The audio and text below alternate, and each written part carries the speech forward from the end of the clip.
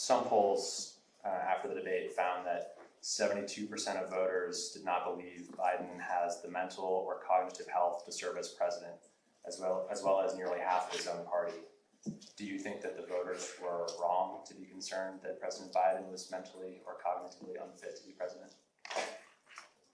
No. Coming out of the debate, there's no question that people had concerns that had been brought to the forefront by his poor performance in the debate. Now, we were looking at a campaign where we felt we would have more opportunities to address those concerns through a convention, through a second debate. You say concerns. Can you define the type of concerns? The concerns that you just raised in the public polling. About his cognitive or mental It's abilities? about his ability to be president. So, just to be clear, do you think voters' concerns about cognitive decline by President Biden were legitimate? I'm a big believer in listening to voters. So I think we heard those concerns and thought about ways that the president could go address those concerns. We can rewind a little bit here and we'll get into your roles working directly for President Biden a little bit more later, but I kind of want to talk about some of your other roles. I understand you've had a very long career and try not to harp on each position too long here. But was your first role in government during the Carter administration, is that right? That's correct. And you interned for the then White House Communications Director, is that right? No, I interned for Hamilton Jordan, who was, when I began interning for him, a senior advisor and then became White House Chief of Staff. Okay. And then did you have another role after being an intern in the Carter administration?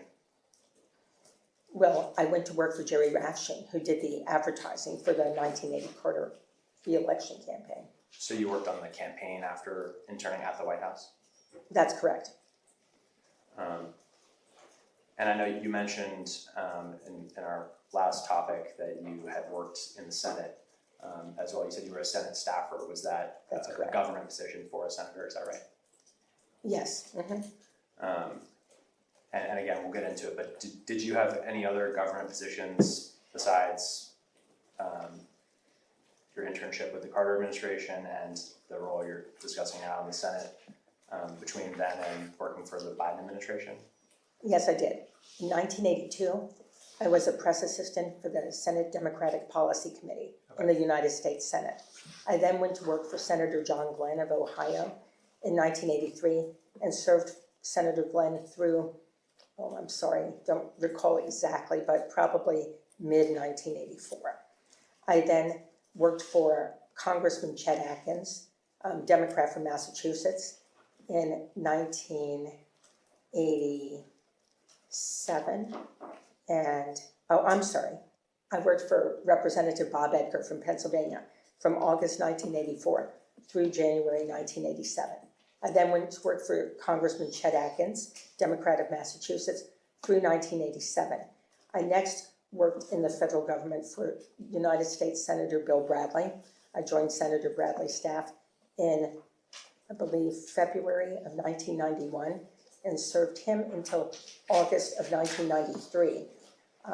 In 1995, I was a temporary staffer in the United States Senate for Senator Daschle.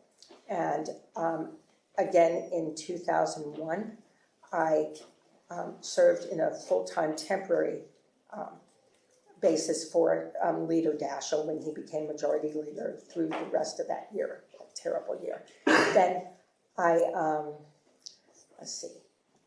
Then I served in 2009 in the Obama White House and did not serve again in the government until I went to work for President-elect Biden. And all those dates are to the best of your recollection? They are to the best of my recollection. I'm a little hazy on a few of them, but I'm pretty good on most. It was pretty impressive. We understand and we appreciate that.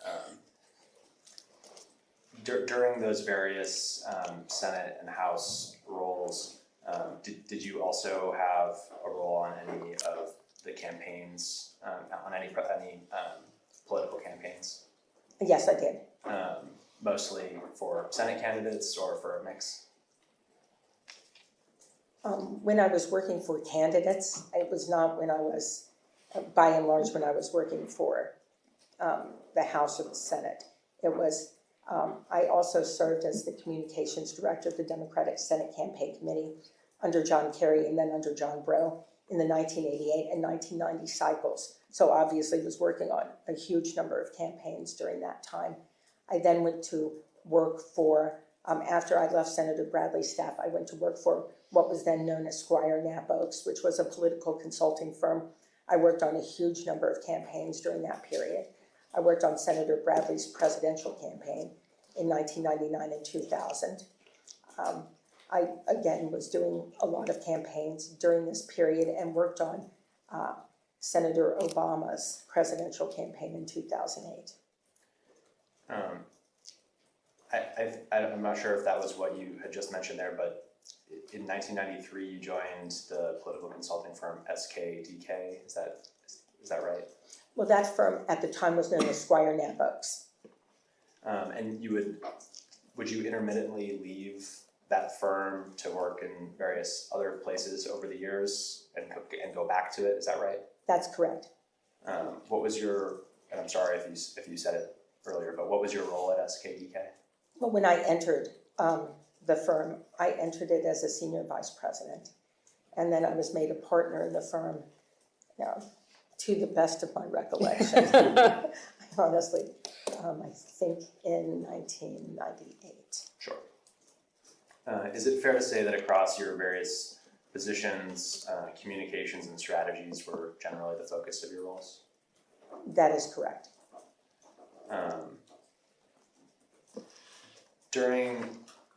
You mentioned the first time that you met then Senator Biden was in the 1980s. Do you recall specifically? No, I don't. Did you interact with Senator Biden in the 80s and 90s many times or just a few times? Oh, and to the best of my recollection, just a few times. And were these, committee hearings where you would hear him speak, or were these interactions directly with Senator Biden? They were very much in the nature of, hello, Senator. Primarily when I was at the Democratic Senate Campaign Committee in the 1990 cycle, because Senator Biden was up for re-election. So, he would come to the group meetings of senators and things like that. I understand. And you mentioned that, and I don't want to mischaracterize it, correct me if I misrepresent your testimony here, but I think you said that you didn't know that President Biden ever had a stutter until much later, and that to me that says he did not have a stutter or you didn't notice a stutter when you interact with then Senator Biden? Well, I didn't know him very well. I didn't work for him. But that is correct. I really didn't know until I went to work for him. How would you characterize his communication skills during that time when he was a senator? Well, he had a reputation for making long speeches. He was chairman of the Judiciary Committee when I worked for Senator Bradley. Bradley did not serve on any committees with Biden, but they had a pretty good personal relationship from having ridden the train together. So. But you thought that his communication skills, outside of being long-winded, were good? Again, I really wasn't in a position to judge. I didn't watch him very carefully.